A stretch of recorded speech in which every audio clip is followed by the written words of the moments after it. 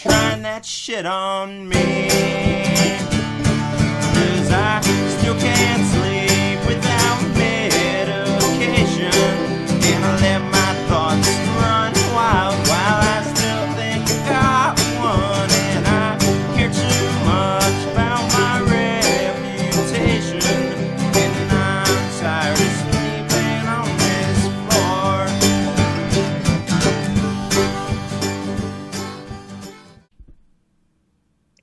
Hey everyone, this is Anthony with Interviews with Everyday People. Here, going nuts because of this whole COVID-19. This won't air till a little bit later, but been grinding, doing a lot of interviews, like 2 or 3 in one day at some point in time. So everything's blending together. This soundboard is getting a lot of work today. On the phone, I have someone who's already booked for their second appearance, and we didn't even talk about the first one. So on the phone is going to be Amanda Megan. That's her booking name. You can find her on Facebook under that. We're going to talk about, she's part of a local movie. She does some modeling, and then we'll maybe get into a little bit of personal stuff. But yeah, Amanda, you want to give us a little bit a hey and maybe a quick intro? Kind of dive into that a little more. Yeah, hey, how's it going, everybody? This is Amanda Megan on Facebook. Let's see, my intro. I recently starred in a local movie, local to the Schuylkill County area, called Samhain. When you look at it, it actually looks like it's pronounced Samhain, but it's not. I'll let Tony kind of take over, and we can talk more about that. Yeah, I seen when you guys were on PA Live. I'm not assuming your attitude at that point in time when the girl kept making jokes about the title. You just kept shooting her to look like, can you just not do that? That's what it looked like to me anyway.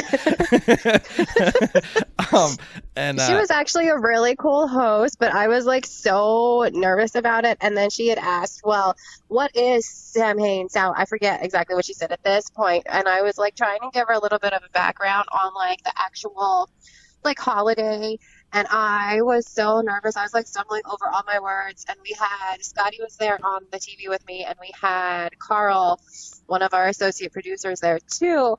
And while we were driving up to do the interview, Carl was kind of like making us all practice.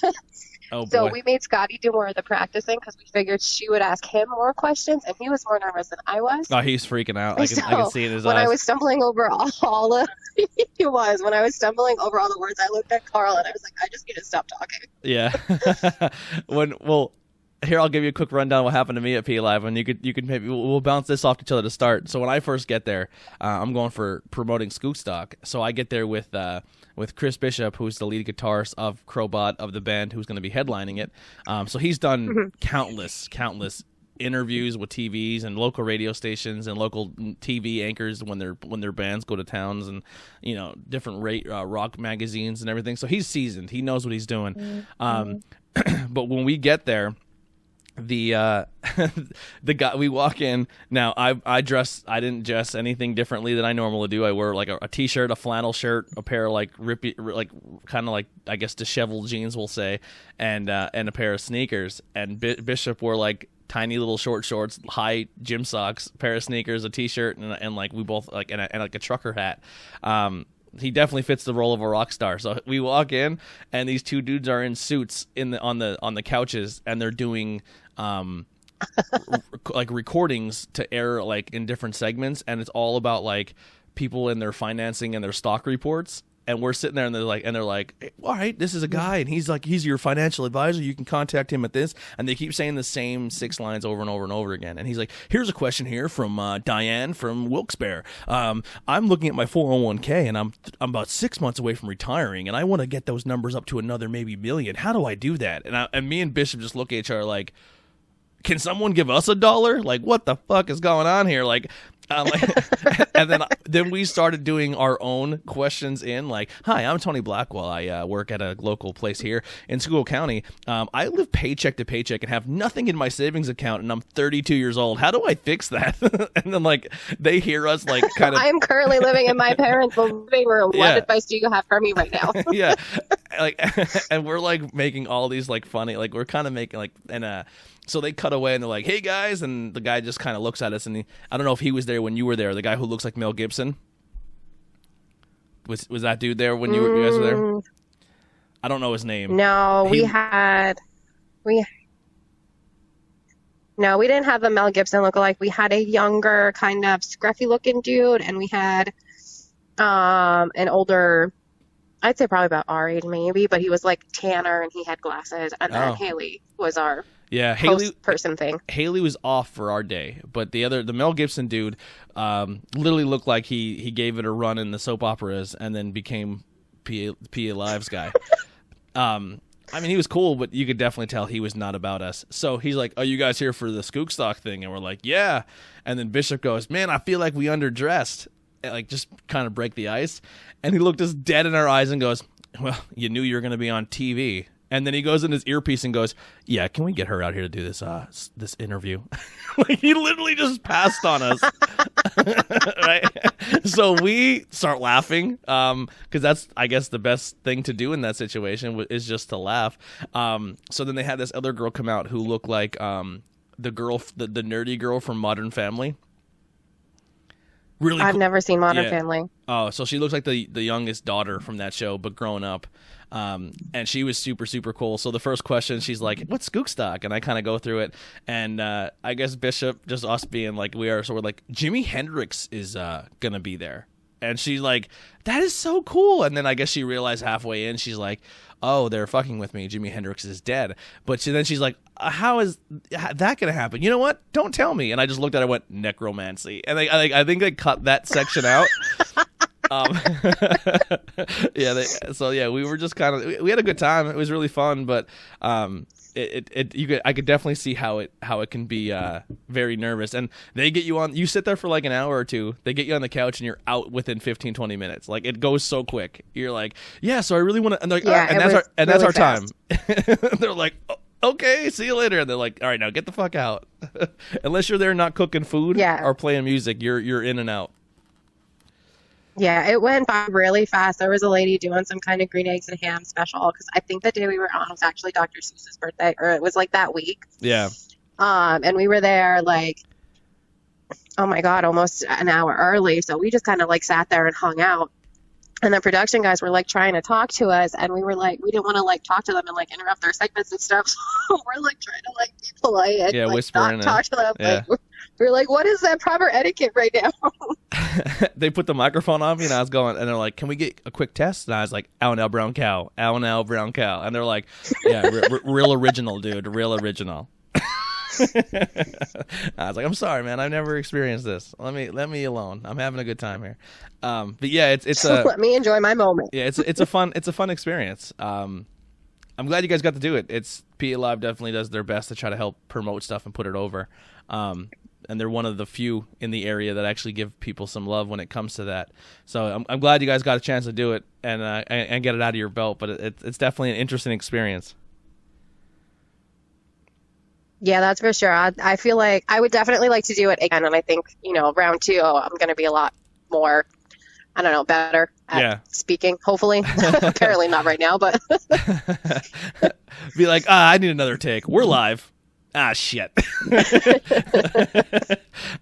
Yeah. So how was production? I don't want to go too much in the movie because I guess you are coming back on with Brett. I guess later on in the line. I got to look at my book again. I got like 5 interviews when it comes to this movie. I think yours is in August. Yeah, we're gonna be back with you. Or no, June. Let me look real quick. Oh, it's June now? I thought it was September. I don't know. We'll figure it out. I think it might be September. Let me look. It is September 5th. Yeah. But yeah, so this little movie will kind of give a quick rundown. I'll let you give it a quick rundown. This is something that I was very fortunate to be part of the first go around, and I kind of told Scotty, I was like, "This man, I think you got something good going on here. I think you made good changes. It's just unfortunate that everything's falling apart." But definitely don't give up on it. I think you have I kind of even said to him, like, you have good people with you in your corner when it comes to this, and this, and you should definitely roll with it. And he picked up the pieces and definitely went for it the second time and put you more on board, which I thought was a good idea, and a few other people. So it actually got done, which I was like, there you go, we're cooking now. So give us a quick idea or a quick rundown of what this movie is kind of about. So the movie itself is about a gentleman who escapes from a mental institution, insane asylum, whatever you want to call it. He suffers from a couple of different disorders, and his main goal is to find his estranged family and basically take them out, get rid of them, you know, like mess up their whole entire lives. And the daughter Sammy, that's the role I played. She runs into a group of about 4 nerds, and Oh, I think we lost you. Are you there? they realize. Here, did I cut out? Yeah, you cut out for a second. You said the last thing we heard is they ran into a group of nerds, and then it kind of went out for a second. Oh. So Sammy runs into this group of nerds, and the nerds are basically trying to save her, but they're a lot closer to death than they realize. Yeah. And the selection of people, I would not want to be around in a situation like that. Those nerds, in even real life. Scotty's the biggest chicken shit I ever had in my life. If there was a noise in the woods, Scotty would be the first one to be in his car and home before we even find out where the noise came from. So can I tell you a story? He's gonna be Sure. so mad when I tell you this, but I'm telling you anyway. Yeah, go ahead. So one day we were filming, and we had a little bit of a break in between filming. Like, we did a morning take, and then we took a couple hours so everybody could go get lunch, kind of refresh and nap in their cars, do whatever they needed to do. So we had some free time. So a group of us went down into the woods in Frackville, because I have never seen the Frankie's Cave area. Mm-hmm. So, oh my God, the other guy, the other Scott, Yags was saying it was right behind his house. So he took us on kind of like a little tour, and we climbed up on some of the stuff. And I did not know that Scotty was afraid of heights. He is terrified of heights. So it was an interesting experience. Everybody came back. Everybody was in one piece. We all survived. But it was an experience. Yeah, so it's funny you tell that story, because immediately after that, Scotty dropped off my T-shirt, and gave me a woman's large with a real deep V cut, and I was like, Scotty, I'm not wearing this. And he's like, what do you mean? And now Scotty comes to my house, and his knees are still clinking together like a Disney animated cartoon character. He's as white as a ghost. I still thought it was the makeup he was wearing, but no, it was pure fear. And he's like, I'm so sorry. And he's supposed to, he been to my house 3 times, and every single time he comes, he needs the address again. And then not like you think you turn the block and be like, oh, I know where I have to go because I've been here 4 times. He parks a block and a half away and then walks up the street. I was like, get in your car and move it closer to my house, you weirdo. Like, what are you doing, Scotty? And he's like, oh my God, sorry, man. I'm really out of it. I almost died today. And I went, okay, how? And then he's like, So dramatic. Yeah, Scotty just overplaying it. And he's like, I was on this thing and it was so high and I was freaking out and I was crying. He was just going on and on. I'm like, so where's the part you almost died? Well, just being up there, bro. I was like, that's not near death. That's just you shit the bed when you. And I'm like, how high were you? And he goes, honestly, bro, like 4 or 5 feet or something like that. I was like, It wasn't far at all. yeah, I was like, that wouldn't even cause a bruise. And then he's like, bro, I got scratched on the way in. Like a tree scratched me. I got to go home, put some AAA antibiotic on it. Hopefully I don't lose my leg. I was like, bro, you are like if I'm like, it's a tiny, I think you'll be okay. I don't know. I should probably get it checked out. And I was like, oh my God. I was like, we're just 2 different humans in that aspect. He was like, yeah, That's for sure. he's like, I bumped my finger. My finger's really swollen. I'm like, let me look at it. I'm like, it's not swollen. Like, just that's kind of the Scotty. He's a treasure to be around. He's really funny. But yeah, he came to my house immediately after that ordeal and told me that he was like a death-defying trapeze artist. If you would listen to him, he was like 1,000 feet in the air. And he slipped and hung on to the side for everything he had, then chin upped himself up, and yeah, it was completely over played up. And and you telling that story kind of puts the pieces together and makes it even funnier. Yes. It was a team building exercise. Let's just go with that. Yeah. So how long did it take to do full shooting and get everything done? Well, like you had mentioned, Scotty had kind of like put it together actually a couple of years ago as a web series first. Mm-hmm. And we had some really great people that wanted to be on board with it, but we had a lot of issues, a lot of scheduling conflict, a lot of people with really great ideas. Location backouts. And, too many Chiefs, not enough Indian. Yeah. Yeah, that was another issue. So Scotty had kind of like put it on pause, and he was talking about, just not doing it, starting over. And he had actually talked about doing some kind of like a romantic comedy or like an action or something instead to kind of like at least get the foot in the door. And I was like, it was just kind of like my intuition. I was like, no, you know what? Something is telling me that we need to do this, but we need to like amp it up and kind of redo it a little bit. Mm-hmm. So he rewrote the script into a feature-length film. I guess it's a feature-length. I don't know the exact little details, but it's a full-length movie. So we rewrote it. He got me on board, a lot more involved. We got a couple other people a lot more involved. It wasn't the original people we started with. So we were kind of able to like really play off of that and play off of each other's different strengths, different personalities. And it worked out a lot better in the long run. Not that we don't love the people that wanted to be involved. Mm-hmm. It was just bad timing or busy schedules, that sort of thing. Yeah. So I think pre-production was probably from the time he started to rewrite the script, I want to say about a year to a year and a half. Casting didn't take too long because we had people that were already kind of like expressing interest. We did do an audition day so we could meet everybody and see how they really are, like under pressure or like reading from a script, what have you. And then actually filming, it took us about another, I want to say altogether, it probably took about 2 to 3 years to finish everything. But the filming portion of it, we did extremely quickly. We only did like 3 to 4 months worth of filming. So that was probably one of our biggest challenges because everybody had different schedules. We have full-time jobs. I came from an hour away to do the filming. So there were times when it was like really stressful. Yeah. Yeah, that group chat was very interesting at points in times. I was like, oh boy, that doesn't look like it's a good time. Like, I think the one I don't want to. I probably shouldn't say just in case, but like I'll kind of hint around. You can kind of, but like where the bathroom was not useful, like you couldn't use the bathroom, so people had to go like if they had to use the bathroom, they had to like go into a bush or go out somewhere else. I was like, oh my Jesus. Oh yeah. I was like, oh my God. But that's all the stuff that when you go back and you think about the movie, you're like, man, your first time is definitely not glitz and glam as you think. But I'm really happy that you guys stuck with it. And it's one thing to be about something and say you want to do something, and it's another to really buckle down and do it.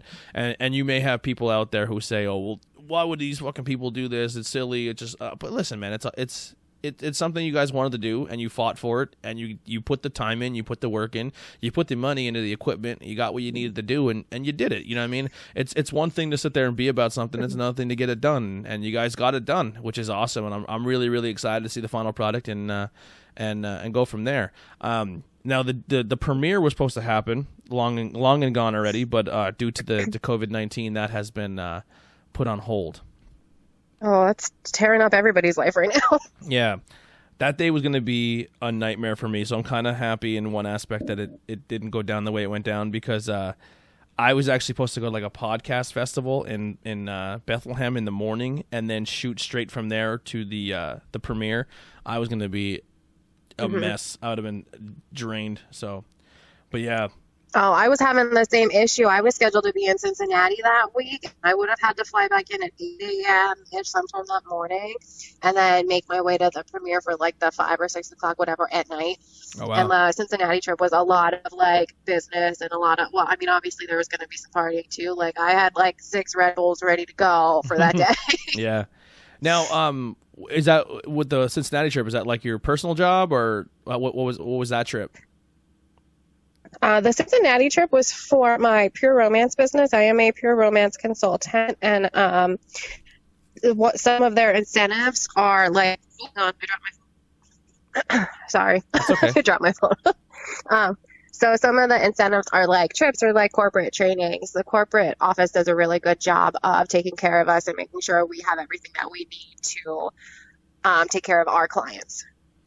Now, doing those parties, do you have any interesting or funny stories that you've encountered doing that stuff? Like, I'm sure you get a bunch of girls in a room and have toys and stuff. I'm sure it can get fun or interesting, we'll say. They're always fun. They're always interesting. I don't have any like super crazy stories off the top of my head. Um, like nothing has really been like off the wall for me. My clients have all been, my hostesses have all been very respectful, very fun, very like professional. Yeah. I think the biggest party I did was actually at in Waynesboro, Pennsylvania, for a really good friend of mine, and we had like 16 people there. We rented out like the area above a bar, and it was a really good time. The pre-apocalypse, of course. Nice. Sorry, there was a question I had there. I just completely lost my track. Oh boy. Yeah, I was gonna say definitely booze being involved would be a great time. Are they only like, so when you book these parties, are they normally only the girls in the room, or do they ever have like, is it like a couples thing? Like how does this, what are some of the things you can do when you book one of these parties? So when I do a party, I only do them with women. A lot of my clients have actually been in abusive relationships, or they've been sexually assaulted, or they're just like really embarrassed to talk about their sex lives. Yeah. Generally speaking, in society, women are kind of looked at like, no, you can't talk about that. What's wrong with you? You're a slut if you talk about that. I think that's bullshit too. I don't like that double standard. Yeah. Yeah, so I make it a point to make sure that my girls are all able to be like, no, this is what I'm into. This is what I like. This is stupid. You know what I mean? Like I want a safe space for them to really talk about what's going on in their lives and what questions they have. A lot of them like don't even talk to their gynecologist. They're like, I don't want to ask them this because like they're in the medical field and I didn't want an answer that I didn't understand, and so on and so forth. So, but we do have some men that'll like message us and they'll be like, hey, I wanted to buy my girlfriend this, or I wanted to get some lingerie for my wife, or Mother's Day's coming up. What do you have in your bath and beauty line that's on sale? So we do work with men. I don't party with men, and our corporate offices prefer that we don't do that either. And I think if I were to like really look into the laws, I think Pennsylvania would be like, I think Pennsylvania is like, well, it's soliciting, so now you're on Megan's Law, and I'm not trying to do any of that.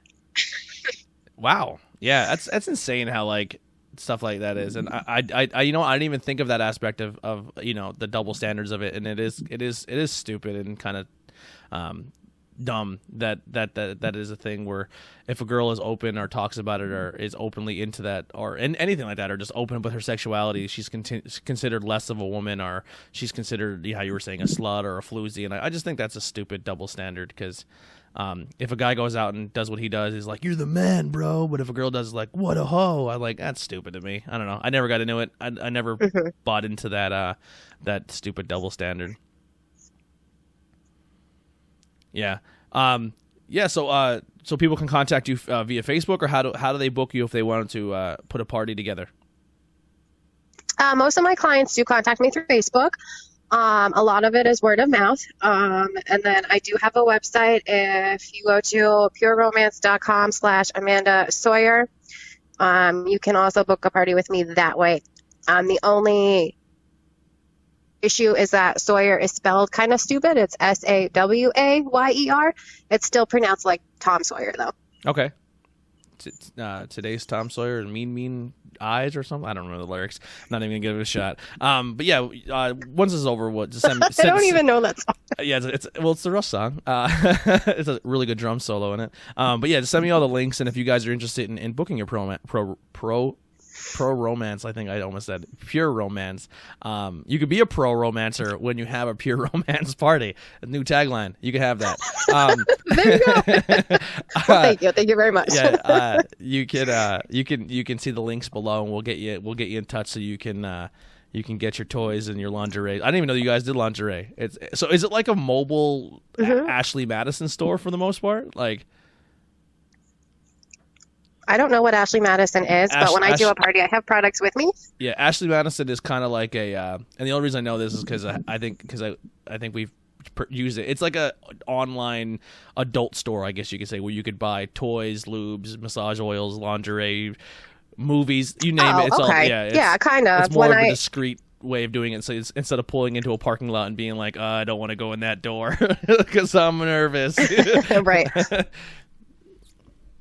Well, so yeah, when I do a party, I have product with me. So the girls there, if I have it in stock, they leave with it that day. And it's funny that you say that because a lot of the girls that shop with me, they'll say, I don't like going into those kind of stores because there's always some like creepy man that like tries to follow me to my car, or like the sales associates were like really weird and smelled like pot, or it's always a fun story. Yeah, me and my wife went into one. I think it was like in the Wilkes-Barre Scranton area, and we walked in, and I'm not trying to brag for my wife. My wife's a very pretty woman.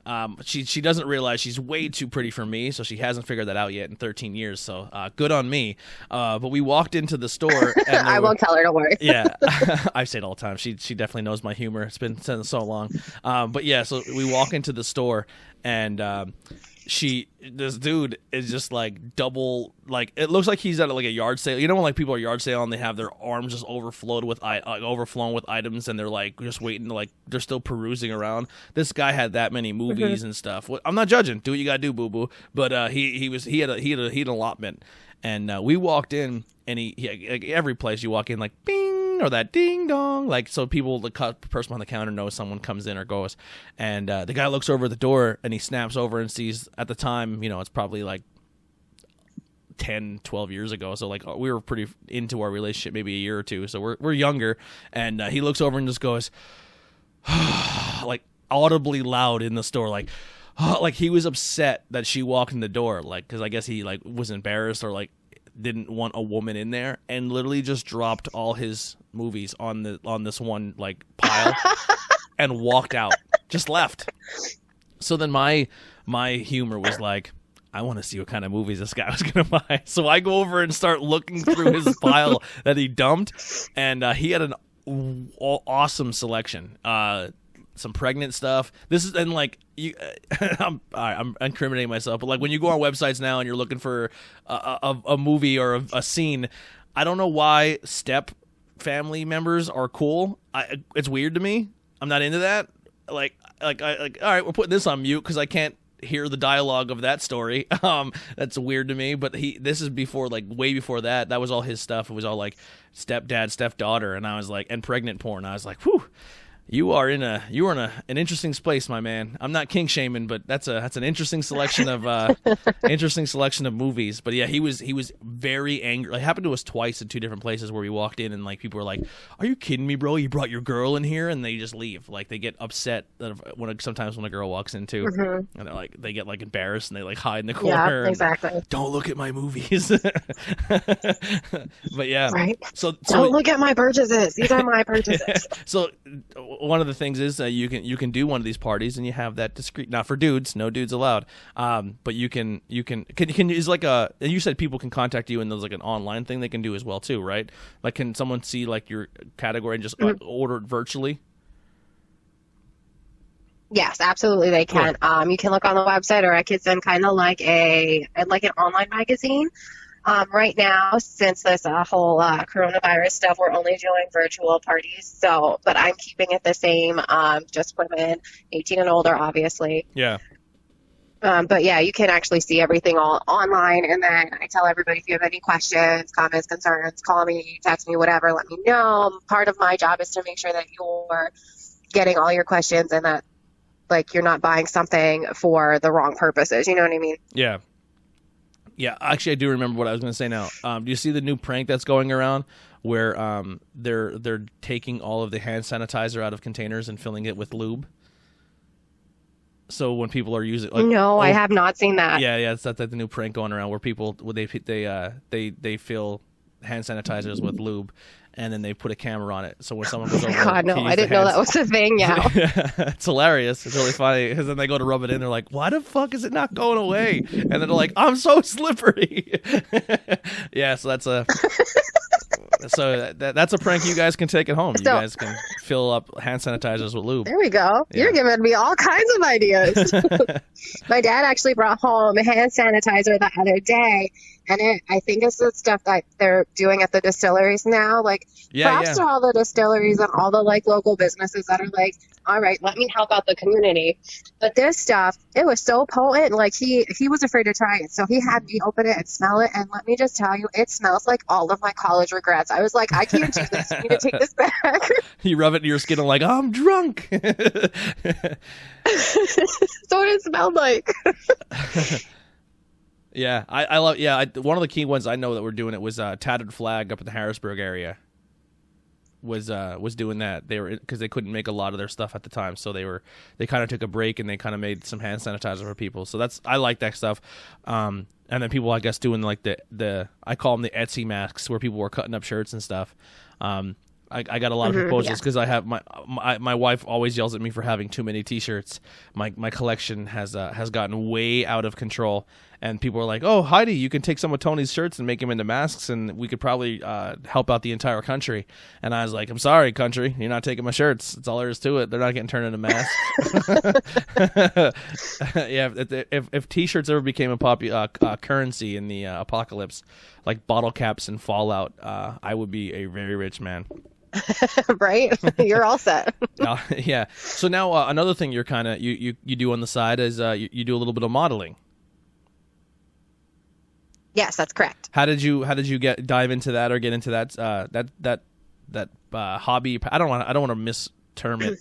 Hobby, passion, activity. I don't know how to. It's a little bit of both.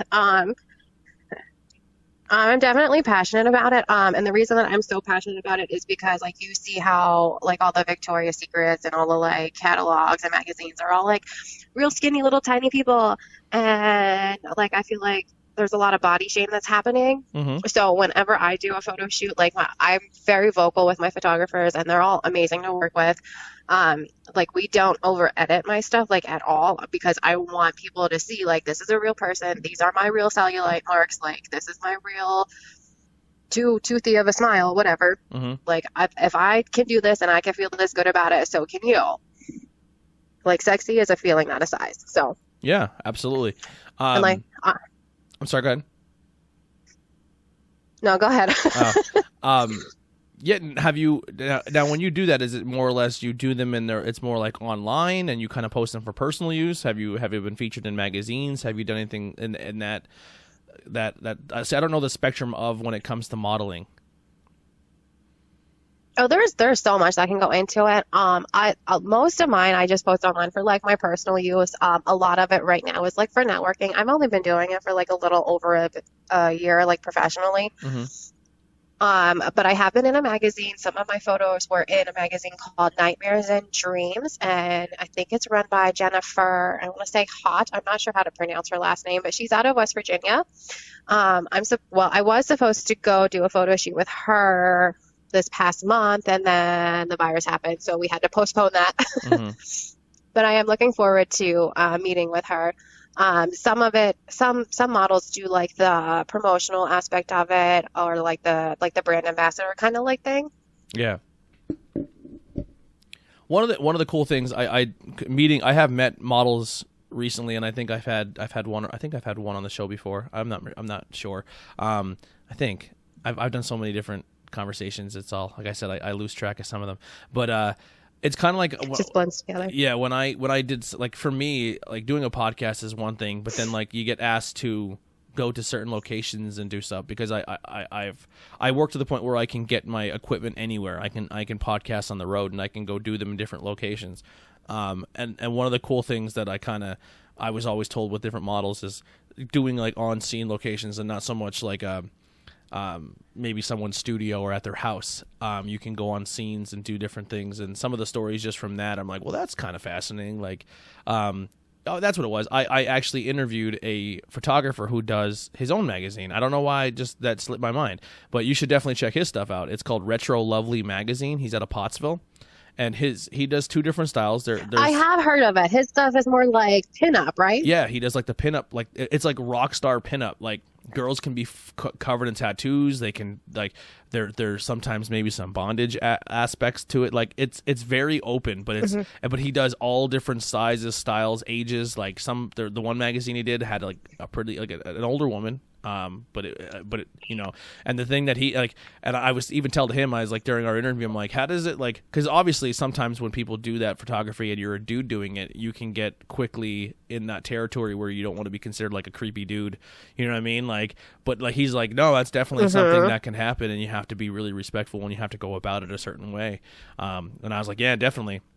But he does like these retro lovely balls. We went to one last year. Such a good time. Like everyone who's in the magazine that year, who's been a past participant in the magazine, they all kind of they rent the Ramada in Pottsville out, and they have this giant party, and it's a really really fun time. Like they have the craft beer there, and like they did like burlesque shows and stuff. It was such a blast. Like it was really really fun. But you should definitely check out his magazines, and I don't know how he's still doing it with the virus, but you should definitely try to if you're into that kind of stuff. He does do two different magazines. He does one where it's just like the pinup style, and then he does one that's a little, I guess he says X-rated, but it's not how I would say, like it's not like Hustler. Like you're not seeing really over the top. Gotcha. Yeah, Okay. it's more or less like topless. There is girls naked, but it's nothing like in your face. I don't want to get too like in depth over the podcast because it's weird. No, I get it. And I don't want to be judged as like creepy guy. But yeah, You don't even need no camera. You're already creepy. yeah, I'm 100% creepy. That's just my humor though. I try to like sometimes make people uncomfortable because it humors me sometimes. That's just who you are as a person. Yeah.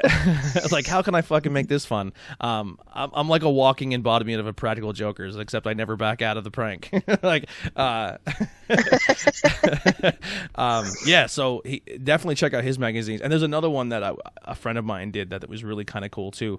But yeah, it's kind of different. Going to different shoots and stuff. Like Michael would go to like these hotel rooms, and they're like these retro style hotel rooms that you would like think would never be cool looking, but they're like side of the road hotels or motels, and you go in there and you're like, these are freaking cool looking. They do photo shoots on them, and it's just like I never would have. It's kind of just like it's like photography and modeling. It's just kind of taking a venue or a location and being like seeing it in a different light, being like, oh, I can use this. You know what I mean? Like I think that's kind of a really cool thing. All about perspective. Yeah. Because I end up finding myself to do that more than I am looking at like the people in the photo. Like I seen the picture you did, where it was like you and this dude on like a bed or something. But I was like looking out like these giant windows. I'm like the way the light comes in and stuff. I was like, whoever shot that's a cool scene. Like that's a cool shot. I went out and bought like a fancy dancy camera, and you would think, you know what? I'm gonna get a camera. I'm gonna take pictures, and they're gonna be awesome. And then you turn the camera on and you're like, what is this, all these settings? I just want to point and shoot. And that's not how these cameras work. They are fucking difficult to figure out how to use. Like, what the hell's an ISO? Just fucking, I'm taking pictures. I'm like, why do all my pictures like shit? Like, and then you flip it to auto mode and you're like, I got ripped off. I don't think my camera's that good. And then people are like, no, dickhead, there's like an art to it. It's not. If you want to take pictures and just you just don't know how to do it. Yeah, if you want to take pictures and just point and shoot, do it with your iPhone, because all the processing and all the computers will just make your image look gorgeous, and that's what the phone's designed to do. And I didn't know that when I went out and bought a $1,500-ish camera. But yeah, so that's like my new thing. I'm trying to get with people who do use it professionally and try to learn some things. But it does work really well for shooting video. So that kind of was beneficial at points and times. But yeah, there's definitely an art to it. It's cool. It's cool finding something out like that with modeling or photography and learning there's a whole another vast universe of knowledge and stuff where it's just people think, oh, it's so easy to just go and do it, but it's really not. Yeah. There's so much that really goes into it. Like even just from like the model perspective, like you want to make sure you're comfortable with your photographer first of all. You don't want to put yourself in any positions that you're not comfortable in, because it's going to come through in your face. Like especially for me, because I'm a very expressive person, whether I want to be or not. Like if my mouth isn't saying it, my face definitely is. Yeah. But even like just for some of the poses, like you gotta work. It's a lot of energy. What was that? Did you ever watch Parks and Recreation? That show Parks and Rec? No, I haven't. The one scene, the girl, she's like, she's doing photos, and the whole time he's like, "Anne, I don't know what to tell you, but you need to make your face better." He's like, "You're super hot, but every single time I push this button on the camera, you are no longer hot, and so you need to work on that." And she's like, "You're such a dick." And then she went back and looked at the photos. She goes, "Oh my god, I'm terrible at getting my picture taken." Like every photo, she's like, like making these stupid faces. Yeah, I could definitely see how that would be a thing. Is it hard to, like, well, actually not hard, but like when it comes to doing modeling, is it kind of like you have to pay to be photographed, or how does that work? It really just depends on what you work out with your photographers. I've done a couple like shootout events where there were a bunch of models and a bunch of photographers, and you kind of like went round robin and everybody like put in like $20 for that. Or I've done a lot of like, they call it TFP, which is time for photos. Like the photographer gives me their time, or I give them my time, and they give me the photos in return. I obviously I would prefer to do paid shoots. I have done quite a few of those also. Is it more like a one-on-one session when you do it that route? So you're not like in a room with 100 people, like in lingerie, like, oh, this isn't weird. Right. Well, it really depends. Like some of the studios are only 18 plus, and that's why, because women are walking around naked the whole time or in lingerie the whole time. But there are some events and some studios where they're like, you need to have a bathrobe on because there are going to be people everywhere. If I'm doing a lingerie or like an implied, I try to keep it just me and the photographer, just out of like respect, and obviously respect for myself. Yeah, absolutely. You definitely want to be comfortable. You don't want just, hey, I brought 3 of my friends today. They're going to hang out while you're walking around. You're like, no, I don't know that dude. Like, no, I'm not doing that. Yeah, exactly. Yeah. Have you ever came across, like, well, have you ever had a situation like that where you felt uncomfortable? I have to not that I can actually recall. Yeah. Usually the people that are around are very respectful, or they'll say like, hey, my boyfriend's out in the car. Is that okay? Can you wait in the waiting room? Like, what's okay, what's not okay? Yeah. I can't think of anything like super crazy where I felt like uncomfortable. There were a couple studios where I was at that felt kind of like clicky, like I didn't feel like I fit in there, but like that was just my own personal social anxiety kicking in. It wasn't anything that anybody else was doing wrong. Yeah. Like for the most part, all of the models and all the photographers that I've seen and worked with are very like down to earth. Like there's no average demographic. Like they are every age, every size, every color, and they'll all say hi, how you doing? Like they will talk to you about whatever you want to talk about. Yeah, that's awesome. That's kind of what I kind of got out of it, just kind of hanging out with Michael and going to his party, and he had like a private party before the party at his studio, and just kind of seeing the studio and behind the scenes and like his room full of wardrobe and costume jewelry and all that really cool stuff. I was like, this is awesome. And and each room of the building was like a different style, and I was like, this is super cool. Like he does like photo seminars where I guess people can come in and learn how to use their cameras and stuff. So hopefully when this whole virus thing goes over, I can go and maybe do my own photo shoot and I was gonna say you should probably check one of them out. Yeah, well, the cool thing with him too is when he shoots, his style, which I kind of dig his style, where it's like it's not so much plugging your picture into Photoshop and Lightroom and hitting a button and getting your photo to look fantastic. Like he wants, for the most part, there's not much where you're gonna do when he takes a photo of you. There's not much post editing. Like what you see in the camera is that's his kind of his philosophy. Is like what you see in the camera is what you should be getting. You shouldn't just. I like that style. Yeah, because what he does is when we talked about, like he'll shoot like say like a couple hundred photos or a bunch of photos, and he, after your session's over, he says, well, here's my SD card. He copies them over to a second SD card, and then you literally walk out of there that day with your SD card full of your photos. Well, that's cool. Yeah, so he's not like, I don't like this one, listen to this. Because he says what my eye thinks is a good photo and a good pose and a good face and a good expression may not be what you think is a good photo face. You know what I mean? Like it's open to that interpretation. Yeah. So he pretty much says, I snapped 1,000 pictures. Here's all 1,000 photos we did today. If you want some of them touched up, I can do it. But this is I try to do exactly what I don't let post editing be the end all be all of my photo shooting, because I rely very heavily on my photography skills on Lightroom. You hit that auto balance, and I'm like, holy crap, that looks like an actual legit passable photo now. Yeah, so it's a cool experience. I definitely had a good time diving into that. Is there anything else you want to? Yeah, I definitely enjoy it. Anything else you want to cover or talk about? I don't know. What else do you want to talk about? Oh, I can tell you a fun story about how when I first started modeling, actually. So Sure. when I was 21, I actually did a photo shoot somewhere down in Harrisburg. And I'm going to be 31 this year. So like I didn't do any. Sorry, I lost you for 1 second. You said you were in Harrisburg and you just turned 31. You're good now. Well, I'll be turning 31 in July. So the first photo shoot that I ever did, I was 21 and I did it in Harrisburg. I don't even remember the photographer's name or the agency's name. But when it was all said and done, the guy had said to me, basically, I weighed like 120 pounds at the time. And he was like, you need to lose about 10 more pounds and your smile is too toothy. Like, you're never going to go anywhere in this industry. And so I didn't like really do anything with it until like last year. And I kind of like when I came back into the, I guess, industry, so to speak, I kind of like took it as like you know what? You told me I wasn't going to get anywhere. And now I'm published. So like in your face, you know what I mean? Yeah. Like it was part of my motivation. What were some of your favorite sets that you went to or took photos with, like at a location? Let me see.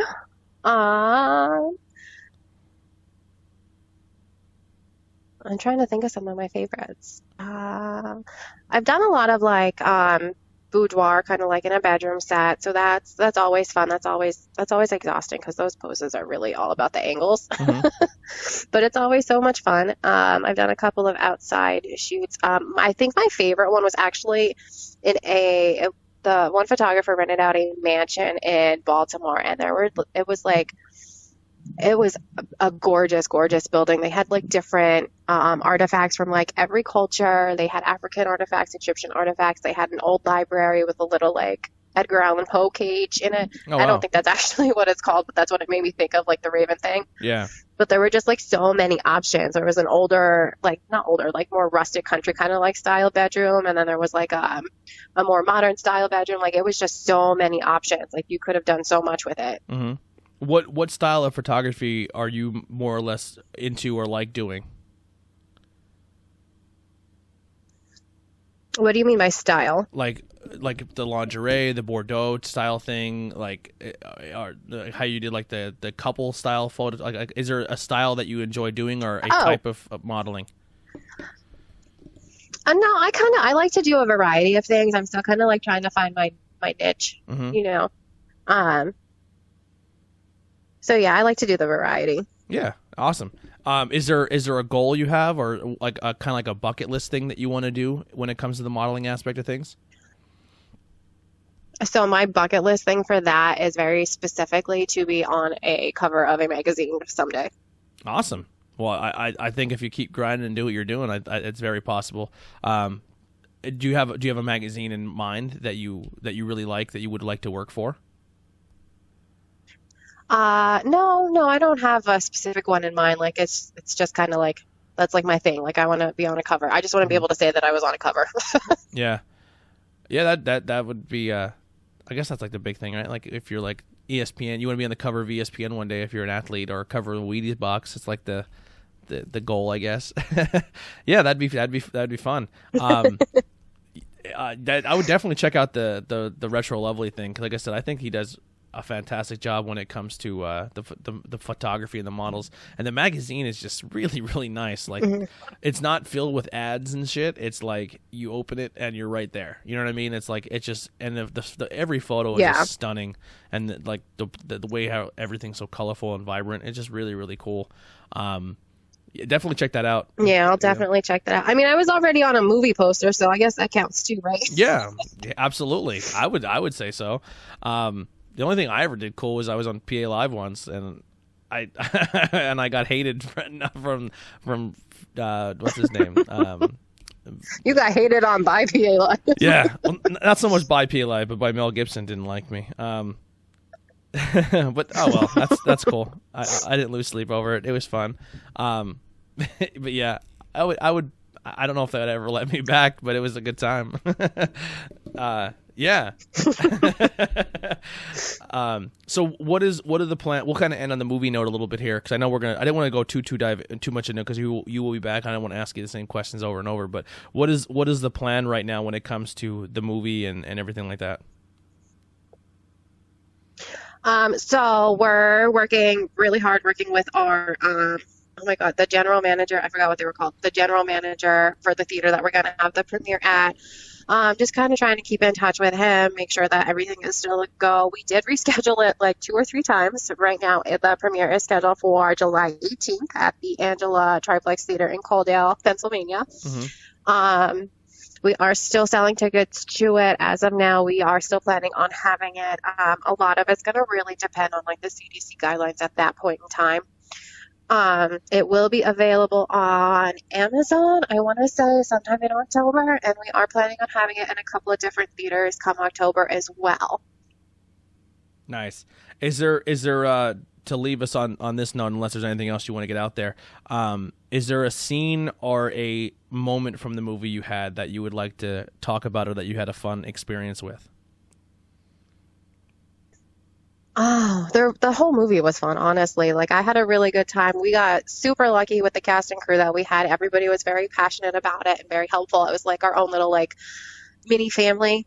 I guess my favorite, not so much a scene, but like my favorite like part of it was, so like we talked about Scotty being accident prone, right? Yeah. And so whenever we were doing a death scene, I kind of got to be like my little mantra where I would tell everybody, no real life deaths. And I'm pretty sure that Scotty has it on a t-shirt now. So I'm excited about that. No real life deaths. Yeah, I remember in the group chat, everything a lot. Your no real life deaths came usually after when people said, what can we bring when it comes to food and snacks? And you're like, nothing allergenic, like nothing peanuts, nothing, no real life deaths. I just kept remembering. Yeah.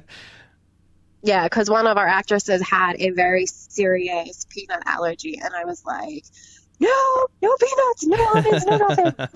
Yeah, it's like, oh, and I'd be sitting there eating a peanut butter jelly sandwich, like, oh, my bad, didn't know, I forgot, guys. Yeah, there was one girl, her kid had a peanut butter jelly sandwich that day, and she was like, oh my God, you need us to leave, like, we're gonna go brush our teeth, we'll be right back. Do you Who do you think really shines in the movie? Like, who do you think going into it, when you went back and watched it, really think stole the show, or you think was a high point in the movie that people you think are going to definitely fall in love with or hate? Okay, so confession, I haven't actually watched it yet. Oh, you haven't seen the final thing yet? But no, I've seen bits and pieces of it, but I work so much I haven't gotten the time to actually sit down and watch the whole thing. Mm-hmm. So when I'm at the premiere watching it with all of you for the first time, like, it's actually my first time too. Yeah. But I think that Tyler, he played Benji. I think he really took his role and he really shined with it, and he Mm-hmm. really rocked it out. And like Benji and Tyler's portrayal of Benji was probably one of my favorites. Brett, he played the villain. He also absolutely killed it. Well, obviously, but No pun my play on intended. words I didn't plan on happening. Yeah, but he did a fantastic job. He had great ideas, and he kept everybody motivated. Like, it was a really good time to work with both of them. Yeah, when Scotty showed me Benji and I got to meet him at Skookstock, I was like, I was happy with the selection, because behind the scenes that was initially me, and then then the movie kind of fell apart, and then I started this podcast, so then I couldn't really be involved as much as I would want to be. But when I met him, I was like, yeah, man, you're gonna definitely do this justice. You have that smart ass funny personality. You'll do just fine. Yes. Yeah. Because I think when he auditioned, he actually came to the audition day, and he originally auditioned for a different role, Mm-hmm. but he had kind of like mentioned it like when we were talking to him, and we were both like, you know what, why don't you just do a little audition for both of them? Mm-hmm. And like when we were watching him, like my brain was screaming, he needs to be Benji, he needs to be Benji, he needs to be Benji. So it worked out. Yeah, definitely meeting him, I was like, all right, he definitely has that personality. Because I think even when Scotty said he was writing it, he was like, and he first met me, he's like, dude, you're definitely you fit the bill of that character. And I read it, I was like, I can definitely see that, and I'll definitely improvise a little bit and make it my own. And I feel like he did the exact same thing. So I'm excited to see his portrayal of that character. It's fun. I can't wait for like the premiere and like actually sitting down and doing more of the interviews with Scotty, and we can talk more about just some of the behind the scenes stuff that this movie originally was supposed to be. It's a fun conversation all on its own. That's for sure. I'll just leave one plug, and you'll definitely know what I'm talking about because you were definitely in the yard that day. The spandex one piece suit that he wanted the killer to wear.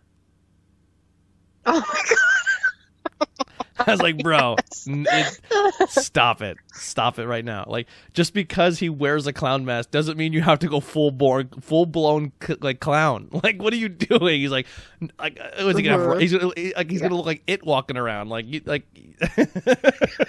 But that one piece latex suit. Yeah, no, we can't go that far. I was like, boy, Ben, you're gonna be really because Ben was supposed to be the original Relic, and I love Ben to death, and he works with me on the podcast. Yeah, Ben was the original. But I remember I looked at Ben, I was like, Ben, you're gonna be the worst looking killer of all time. He goes, well, I'm like, you're so tiny, like you're muscular, but you're a tiny dude, like you're not gonna be imposing. And he's like, that's fucked up, bro. I'm like, I'm sorry. I'm sorry. I've known Ben since elementary school, and I love the dude to death, but like, he's not scary. No, he's weird. But that's what I like about Ben. He's weird, but he's definitely not scary. I even said to him, like, dude, if we were in a situation and me being Benji, the comic relief, and you rolled in, I'm tackling you. Like, I'm taking my chances. You know what I mean? But like Brett, he's a lot bigger of a dude, taller, the long hair, the big beard. Yeah. And I even told Brett too. I said, "Yo, I think one of the things that definitely I was excited about seeing you with the mask on is I remember like as a joke when they first bought the mask, that I think I sent him the photo of the mask, and I was like, dude, this mask would be perfect, and you could toy with it more." And I put the mask on, and at the time I had a very long beard, like not a very long beard, but it was a longer beard, and I had very long hair, and I just kind of put my hair over the mask, and I remember everyone just kind of looking at it like, oh my god, that'd be a cool look for the character. And then retrospectively, almost 2 years later, Brett has the long hair over the mask, so I was like, man, that's awesome. I can't wait to see it like fully in production because you manifested that. It came to life. Yeah, and I remember Ben practicing his laugh, and I was like, bro, I love you to death. We got to find a new killer. And that was my friend. I was like, yeah, man, I love you. The laugh was like the biggest thing. Like when Brett did his at audition day, like we were like sold. Yeah, I'm pumped, man. I can't wait to see it, and I can't wait for all you guys to see it too. They put a lot of hard work into it, and I really appreciate you calling in. If you ever definitely have anything else going on, or you want to call in and talk about, I'm always down. Yeah, absolutely. I appreciate you having me on here. Did you have a good time? I did. I will definitely have to do it again. But I do want to drop one more thing before we hang up. So the cast and crew of Gravestone Films, we are doing this Doubtfire Challenge thing. I know you said this probably won't air until August, but we'd like to keep this going as long as possible. Mm-hmm. So Gravestone cast and crew, we're going to be going live or posting videos, whatever works for them. So the Doubtfire Challenge is basically in memory of Robin Williams, who suffered from depression before committing suicide. And I know a lot of people took it really hard. Yeah. And I know a lot of people are taking this whole quarantine, self-isolation really hard as well. So we're going to provide a little bit of comic relief by smashing a pie in our face, because that's what he did when he played Mrs. Doubtfire. And when he couldn't put his mask on in time. Yeah, exactly. And we're just kind of like I said, providing a little bit of comic relief, a little bit of escape from reality, so to speak. And we also want to make it known that if anybody does need any kind of like help or resource, please reach out. Like, we're glad you're here, and we want you to stay here. 100%. And we want to ask our fans and family to participate in the challenge and get it out to as many people as well. Yeah, that'd be a lot of fun. I'm a huge fan of Robin Williams, and one of the quotes he said before he passed away was sometimes the guy who was in the room trying to make everyone laugh or being the funniest one is the one who's struggling the most inside. And boy, did that relate. I was like, oh shit, Robin's pulling my card. And then a couple years later, he did take his own life. And it's like, man, if he's depressed and sad, it opened up a lot of eyes to people.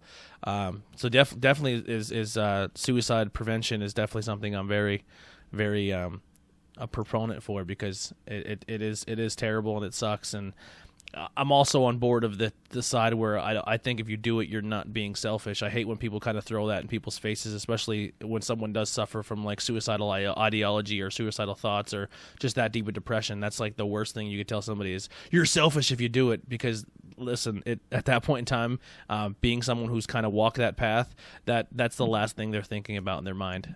It's the truth, though. It really is. That's the worst thing you could say to them. That's not their mindset at all. Yeah, and you're just adding more anxiety and thoughts in their brain that make it not as good. So that's really cool that you guys are doing that challenge. I look forward to seeing it. One last thing, remember Scotty wanted to do the whole cast and crew doing Backstreet's Back or Thriller dance video. Oh my God, yes. I was like, Scotty, I'm not a good dancer, but I'm definitely not dancing next to you. You're gonna give someone a concussion. Do you ever watch The Office? I have seen a couple episodes. I'm not a hardcore fan. All right, so you need to watch the episode where they do a boat trip or whatever, and Michael tries to liven up the party by dancing in the boat. When you watch that scene, his dance moves are 1,000% Scotty McCoy dance moves. Like that is like you have to check. Even if you just look at the scene on YouTube, it's like Michael Scott dances on boat. It's eerily scary. I've seen I think I've seen Scotty dance more than anyone I've ever seen dance in my entire life. And I've watched a lot of Michael, and I've watched all of his Facebook videos. Yeah, I've watched a lot of Michael Jackson. And I've seen his nipples more than I think my own wife's, which is crazy because we've been together 13 years. But yeah, so definitely go check out it's Gravestone Productions, correct? I always mess that up. I think it's Gravestone Films. I'll send you the link so that neither of us can be blamed for not knowing what it's actually called. I don't remember my own stuff, and I do 5 different shows. But yeah, check out the links below. Go follow everything. If you want to be a pro romancer, you need to have a pure romance party. I'm telling you, that's a great tagline. You should that's good. Put it on a business card. I'm totally stealing it. Totally stealing it. You can buy all the lube and prank all your friends and change the hand sanitizers out. Like I said, there's so many positive things you've learned from this episode. But thank you so much again, Amanda, for doing it. Definitely look forward to having you back on again. Hopefully we could do it in person when we sit back down in September when I have hopefully fingers crossed, because I need some peopling in my life. Yeah, we can have like, I'm not opposed to have, if you're a beer or wine drinker, we could have a few during the show. It'll be a good time. Yes, absolutely. I'd love to try some of those craft beers that you guys have been talking about. So I have a bunch of them. So if you're a beer drinker, I'll have some on deck for you. Alrighty. Well, that'll wrap it up. Sounds good. Sounds like a plan. So that'll wrap it up for Interviews with Everyday People. We'll see you guys next time.